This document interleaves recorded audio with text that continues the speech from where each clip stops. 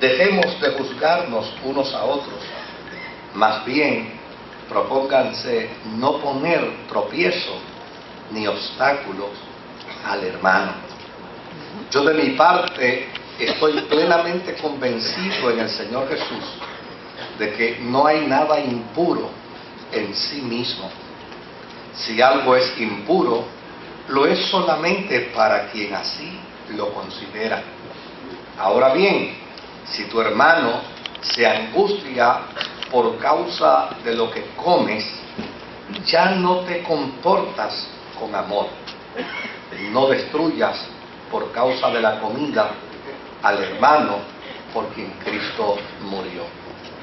En una palabra, no den lugar a que se hable mal del bien que ustedes practican, porque el reino de Dios no es cuestión de comidas o bebidas, sino justicia, paz y gozo en el Espíritu Santo. El que de esta manera sirve a Cristo agrada a Dios y es aprobado por sus semejantes. Por lo tanto, esforcémonos por promover todo lo que conduzca a la paz y a la mutua edificación. No destruyas la obra de Dios por causa de la comida. Todo alimento es puro. Lo malo es hacer tropezar a otros por lo que uno come. Más vale no comer carne, ni beber vino, ni hacer nada que haga caer a tu hermano. Antes, así que la convicción que tengas tú al respecto, manténla como algo entre Dios y tú. Dichoso aquel a quien su conciencia no lo acusa por lo que hace. Pero el que tiene dudas en cuanto a lo que come, se condena porque no lo hace por convicción. Y todo lo que no se hace por convicción es pecado. Que el Señor añada bendición a su santa y bendita palabra. Tal vez para algunos aparecen signos de interrogación con respecto al tema, ¿verdad? Y a la lectura bíblica. Es una postulación del apóstol San Pablo con intención de resolver uno de los grandes problemas que están viviendo los creyentes en Corinto. Desde luego, la espiritualidad de una iglesia se hace evidente por un amor profundo a las Sagradas Escrituras. La espiritualidad de una iglesia se hace evidente por un amor incondicional a Dios, a pesar de la naturaleza humana. La espiritualidad de una iglesia se hace evidente por una disposición constante de adoración, alabanza, oración, como vías para postrar el alma ante la presencia de Dios. La espiritualidad de una iglesia no surge tampoco de manera fortuita, se adquiere como resultado de un cuerpo pastoral y un cuerpo de servidores listos al modelaje de Jesús y una comunidad lista para aplicar lo aprendido. Por esa razón es que leemos estos pasajes bíblicos, por esa razón es que reflexionamos sobre de ellos, porque a fin de cuentas no es solo importante la experiencia de la adoración y el culto, también es importante el que podamos considerarnos los unos a los otros, que podamos entendernos como hermanos y que en aquello que compete a lo que es fundamental en la fe podamos tener unidad, y aquello que realmente no es fundamental en la experiencia de la fe, entonces podamos tener para con ello cierto nivel de tolerancia. Cuando uno lee esto que acabamos de leer en la carta del apóstol San Pablo a los romanos, tal vez de repente haya alguien que no lo entienda, pero si trabajamos un poquito con el contexto histórico, tal vez lo podemos entender mejor. Pablo no ganó a esta comunidad para el Señor. Realmente la evidencia que se tiene es que los creyentes de Roma probablemente sean el producto de la conversión de algunos judíos de la diáspora, tal vez en aquella dulce experiencia del día de Pentecostés. Es muy probable que esto haya sido de esta manera.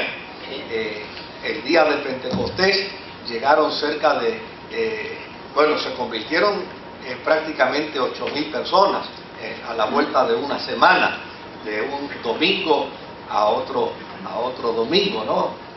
Y esa conversión de todas esas personas trajo como consecuencia de que muchos de los convertidos eran judíos de la diáspora, gente judía, pero gente que vivía en los países adyacentes o más lejanos de Jerusalén.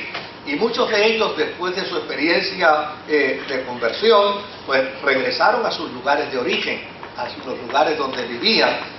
Habían venido simplemente a una experiencia de la fiesta de Jerusalén, la fiesta de Pentecostés, para luego de cumplir con esa responsabilidad religiosa, regresarse nuevamente a sus lugares de origen. Así es que muy probable los creyentes que vinieron de Roma, o las personas que vinieron de Roma, que se convirtieron en Pentecostés, regresaron nuevamente para Roma.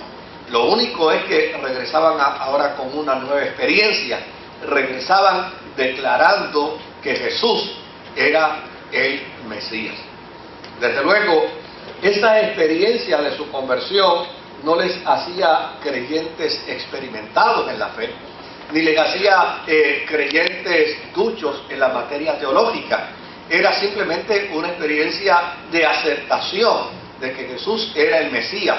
Pero estos creyentes, cuando salieron de Jerusalén y regresaron de nuevo a Roma, no imaginen ustedes bajo ninguna circunstancia que se unieron a las asambleas de Dios, o se unieron a la iglesia bautista, o se unieron a la iglesia metodista. No, esta gente simplemente salió de Jerusalén convertidos, llegaron a Roma, y cuando llegaron a Roma eran los mismos judíos. Se comportaban como judíos, pensaban como judíos y articulaban la fe como judíos. Lo único que era diferente es que ellos ahora declaraban que el Mesías había aparecido. Era como cierto judaísmo mesiánico. Era algo así como una experiencia judía, pero con una nueva afirmación de fe. Es decir, para ellos el Mesías que esperaban ya había llegado. Pero observar su experiencia cultica, ni imagine usted que la experiencia cultica de ellos era como la nuestra. Ni imagine usted que la experiencia de adoración de ellos era como la nuestra. Ni siquiera su pensamiento teológico era como el nuestro. Y esto es importante declararlo por una sencilla razón. Porque a veces nosotros nos creemos que somos los que impartimos la regla doctrinal a nivel mundial. Y realmente no es cierto. O sea, nosotros somos una gotita de agua dentro del vaso de hombres y mujeres que sirven a Dios en el mundo. Sí, señor. Nosotros no somos los que dictamos las reglas, no somos los que establecemos la liturgia. Simplemente somos parte de hombres y mujeres que en el mundo sirven y adoran al Señor. Que le sirven y le adoran, tal vez parecidos a nosotros en algunas cosas, pero distantes a nosotros en otras. Tal vez con unos estilos muy particulares en algunas cosas y con unos estilos totalmente distintos en otras. Probablemente con unas costumbres tal vez muy parecidas a las nuestras, pero con otras costumbres totalmente opuestas a las nuestras.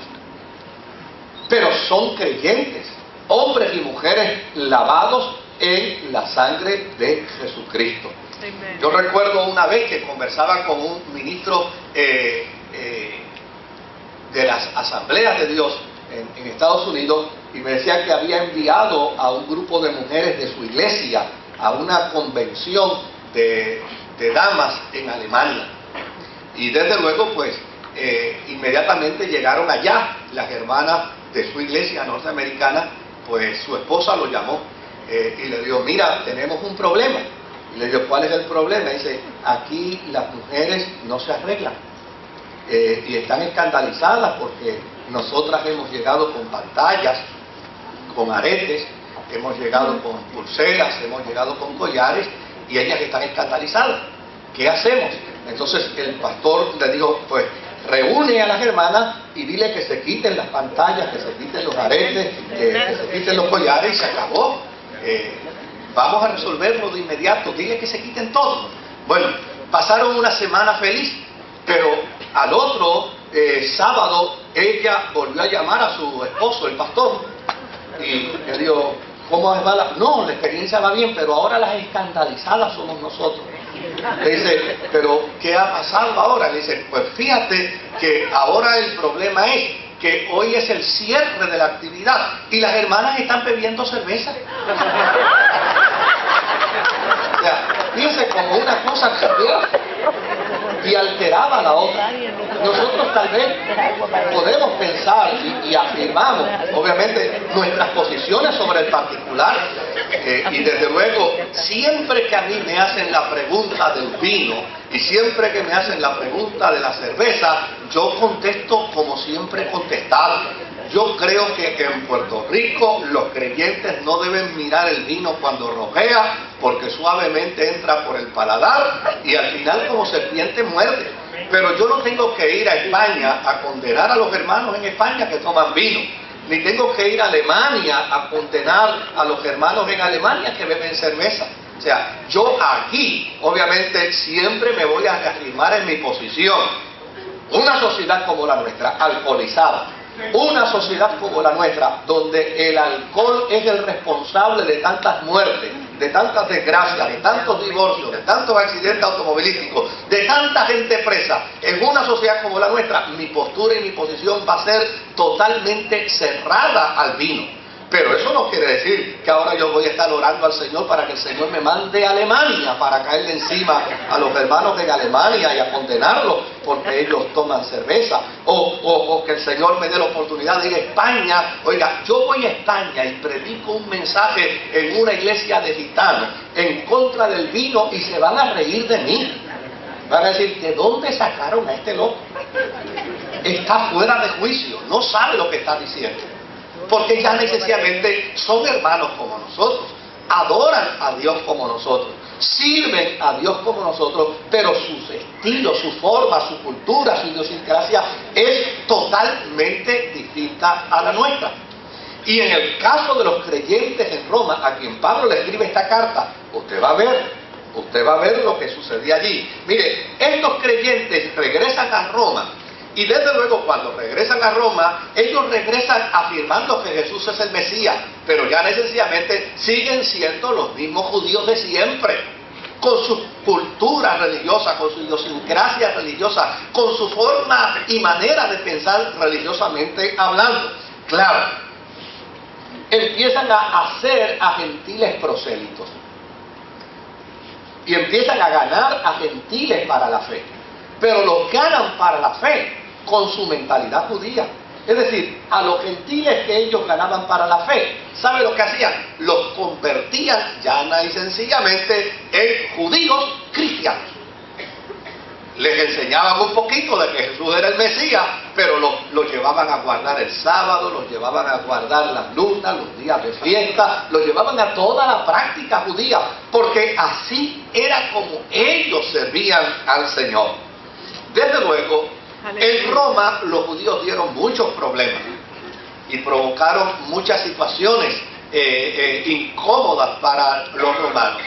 Y finalmente el emperador Claudio los expulsó. Sacó a todos los judíos de Roma. Y desde luego se fueron los judíos que practicaban el judaísmo y se fueron también los judíos que practicaban el cristianismo. A ambos los expulsaron. Y desde luego, cuando fueron expulsados, ellos regresan nuevamente a Jerusalén. Y cuando llegan a Jerusalén, pues en Jerusalén no tienen problemas, porque los creyentes de Jerusalén son judíos cristianos. Así es que ellos son judíos cristianos y por lo tanto convergen bien, interactúan bien.